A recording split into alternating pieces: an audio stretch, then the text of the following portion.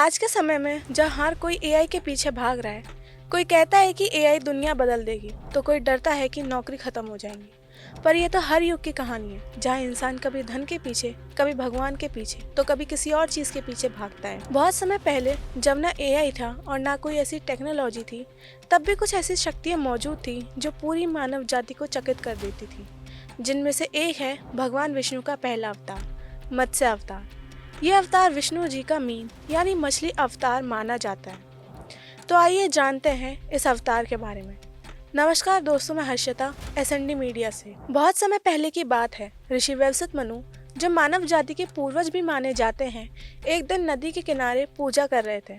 उन्होंने अपनी अंजलि में नदी का पानी लेकर दोबारा उसे डालने को जा ही रहे थे कि तभी उन्होंने ध्यान दिया कि एक छोटी सी मछली का बच्चा उनकी हथेली में आ गया है और वो उनसे आग्रह कर रहा था कि हे मनु, मुझे वापस नदी में मत छोड़ो, बड़ी मछलियाँ मुझे खा जाएंगी, तुम मुझे अपने कमंडल में रख लो। मनु को आश्चर्य हुआ, पर उन्होंने उस मछली की मदद करने के लिए उसे अपने कमंडल में रख लिया और अपने कुटिया में ले आए। अगली सुबह जब मनु उठे तो उन्होंने देखा कि कैसे एक ही रात में वो मछली कमंडल से भी बड़ी हो गई है। इस चमत्कार को देखकर मनु हैरान हो गए। उन्होंने आगे चलकर उस मछली को तालाब में डाल दिया, परंतु कुछ ही दिनों में वो मछली तालाब से भी बड़ी हो गई, जिसे देखते हुए मनु ने उस मछली को नदी में छोड़ने का फैसला किया। पर वो मछली नदी से भी काफी बड़ी निकली। आखिर में सब प्रयास कर मनु ने उस मछली को समुद्र में छोड़ने का फैसला किया। जब मनु ने मछली को समुद्र में छोड़ा तो मछली ने मनु को आगाह करते हुए कहा, हे मनु, बहुत जल्दी एक विनाशकारी प्रलय आने वाला है। तुम एक नाव तैयार करो जिसमें तुम्हारे अलावा 7 विद्वान और मौजूद हों और तुम अपने साथ हर प्रकार के अनाज ले लेना। प्रलय के दौरान मैं तुम्हारी नाव को अपने मस्तक पर विराज लूंगा, जिससे तुम्हारी रक्षा हो सके और जीवन बच सके। इतना सुनकर मनु समझ गए कि ये कोई साधारण मछली नहीं है। उन्होंने उस मछली से उनके असली रूप में आने का आग्रह किया। ये सुनकर विष्णु जी ने अपने दर्शन दिए और बताया कि कैसे उन्होंने मानव जाति के कल्याण के लिए यह मत्स्य अवतार लिया। मनु ने भगवान विष्णु की आज्ञा का पालन किया।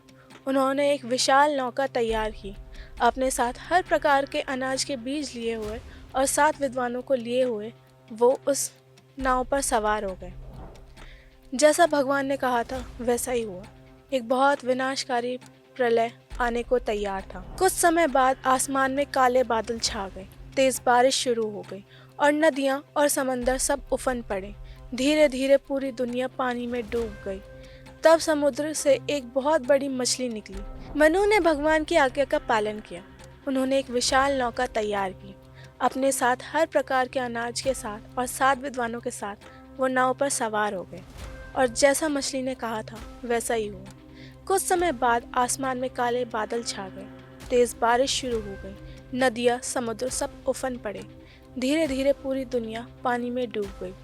तब समुद्र से एक बहुत बड़ी मछली निकली, जिसके सींग में मनु ने नौका बांध दी।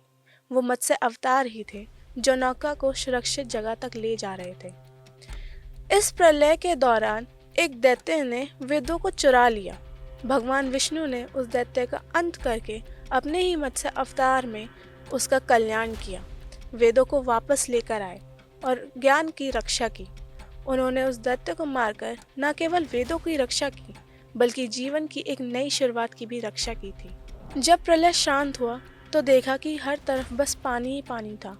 कुछ समय बाद पानी का स्तर घटा तो देखा कि धरती फिर से एक नई शुरुआत के लिए तैयार थी।